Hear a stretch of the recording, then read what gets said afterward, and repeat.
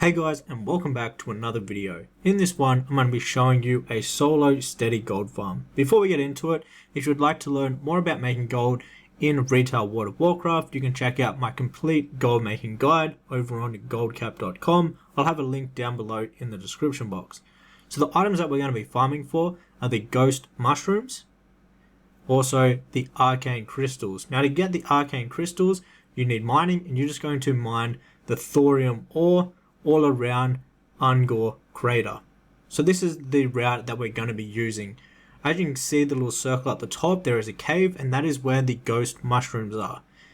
Once you have got all the ghost mushrooms, you want to go around the outside of Ungor crater doing all the mining. So obviously you are going to need herbalism, and this is classic herbalism and also classic mining. I'd recommend having maxed out both of these, but you can get away with, I believe, 250 herbalism to actually get the ghost moon mushrooms, and then also I think it's about 275 to be able to get the arcane crystals.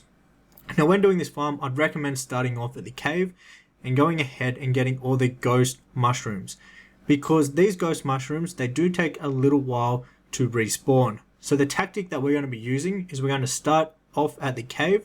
We're going to get all of the ghost mushrooms, and then once we have collected all of them, they take around 5 minutes or so to respawn. So what we do while we wait for them to respawn is we do a loop around the crater, around doing a bunch of mining, all of the different thorium nodes. And these will give us a chance to get the arcane crystals. But why I recommend starting off in the cave first, because the ghost mushrooms have a little time before they actually respawn. This is why I recommend starting off with these, clearing them all out. Now when you're inside of this cave, you want to keep an eye out for these chests, the silken treasure chests. I actually got really lucky and I got an orb of deception, which can sell for like 30k gold. So I'm super happy with that. So that's one of the reasons. You can get some other cool items from the chest. So make sure when you're in the cave that you keep an eye out for that chest. Sometimes you can get lucky enough, like I just did, and actually get some decent items from those. Now when you're in the cave, there's also going to be some thorium ore. Make sure you're also mining that. But as you can see on my mini map, we just went through and they're actually starting to respawn already. They'll do this the very first time, and now once you do that, they'll actually stop respawning for about 5 or 10 minutes or so. And that will give you a perfect amount of time to do 1 or 2 laps around the crater, doing some mining, in hopes that you're going to get some arcane crystals from the thorium ore.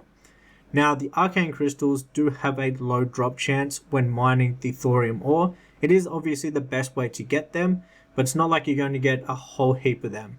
In one lap I actually got 3, and this is the lap that I'm going to be recording in this video. So they're not too rare, but they're also not that common. Don't expect to get like 10 of these every single loop you go around the crater, because that is not going to happen. It is RNG at the end of the day. That is why they have such a good price when selling on the auction house. The thorium ore also has a decent price, which can add some steady gold whilst you're doing this farm. Now when you're doing this, I do recommend just using the normal flying, because if you use the current content flying, you're definitely going to run out of vigor very, very quickly. So here's a node right here that I actually get 2 arcane crystals from, as you can see right there. We got 2 in 1, which is also pretty rare, but as you can see, that's a nice 155 gold just from those arcane crystals. And then we go around just around the corner a little bit, and we actually get another arcane crystal in the one loop that we just did. So as you can see, they aren't like super rare, but they are rare enough. So as you can see, I think this is the one where we actually get another arcane crystal. It's this one right here actually. It's this one? Which one is it? One of these. Yeah, it's this one right here. So we got another arcane crystal. We also actually got 6 thorium ore from that, which sells for a decent amount of gold. And now we're starting to go around and do a full loop of the crater. We're nearly back at the cave. Now what I would recommend doing is doing 2 laps. This way, by the time you get around on your second lap of the crater, all of the ghost mushrooms will have respawned in the cave. And then you want to go in the cave, get all the ghost mushrooms, and then go ahead and rinse and repeat the process of doing a loop around the crater. And this is about 20k to 25k gold every single hour, which is actually a decent amount of gold. Now this actually stands up with being as good as the current content mining and herbalism farms that you can get at the moment. So I highly recommend giving this a go, especially if you're someone that doesn't have the War Within already. This is one of the best gathering farms that you can actually go ahead and do. However, if you want to learn more ways to make gold in retail World of Warcraft, you can check out my complete retail gold making guide. This will be linked down below in the description box. And if you want to get 10% off, make sure that you use code BUFFY10 and that will take 10% off your order. So I'll link that down below in the description box. There are also all of my other guides over on Goldcap.